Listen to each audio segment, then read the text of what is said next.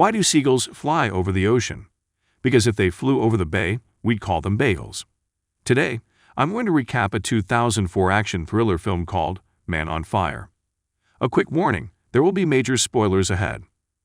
Former CIA officer John W. CREASY visits his old friend Paul RAYBURN in Mexico.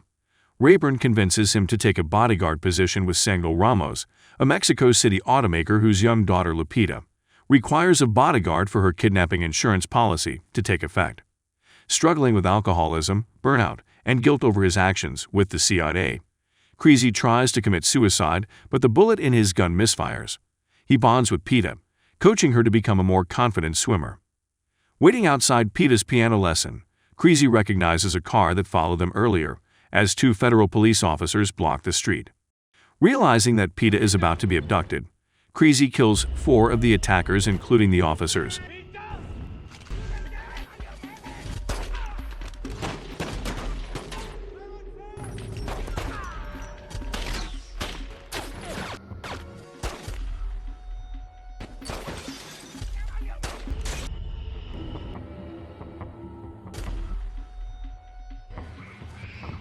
But is critically wounded and Peta is taken. Recovering from his injuries, CREASY is declared a suspect, but reporter MARIANA Guerrero questions the story. AFI agent MIGUEL MANZANO relocates CREASY to a veterinary clinic to protect him from corrupt police. The Voice, leader of the kidnapping ring, demands a $10 million ransom, and Samuel complies with the help of Police Lieutenant Victor Fuentes. However, the kidnappers are ambushed at the ransom drop and the Voice's nephew is killed.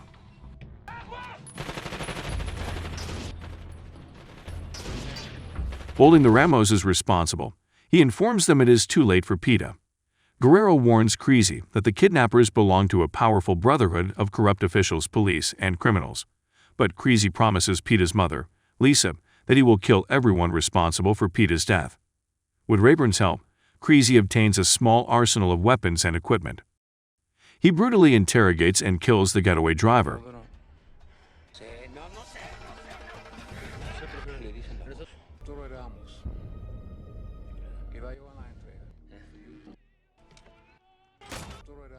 Who points him to a club where he confronts 3 of the kidnappers, killing middleman Jersey Boy and another criminal. Oh, man. Tell me about the girl. What'd you do? He's a lieutenant for the anti-kidnapping. What's the pin number? 4747. 4747. CREASY recovers an incriminating ATM card and another kidnapped girl. He turns both over to Guerrero, who reveals that Fuentes is part of the Brotherhood. Manzano interviews RAYBURN, who describes CREASY as an artist of death.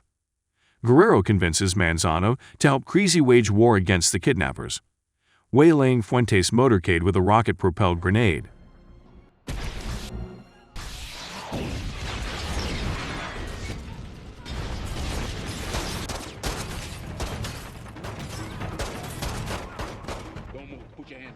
CREASY abducts the officer, who admits that he ambushed the ransom drop, but discovered most of the ransom money had already been stolen by Jordan Kalfas, Samuel's lawyer. After killing Fuentes with a bomb in his rectum,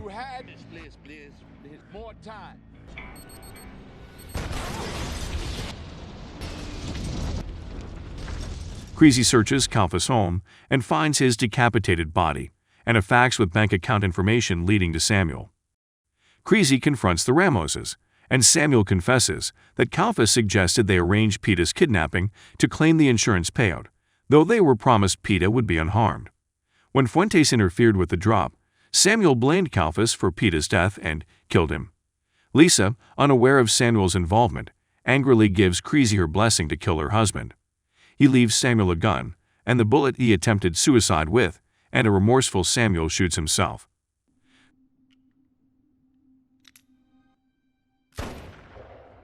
Guerrero and Manzano trace the ATM card to the Voice's wife and find her address, allowing Manzano's officers to infiltrate her home and obtain a photo of the Voice.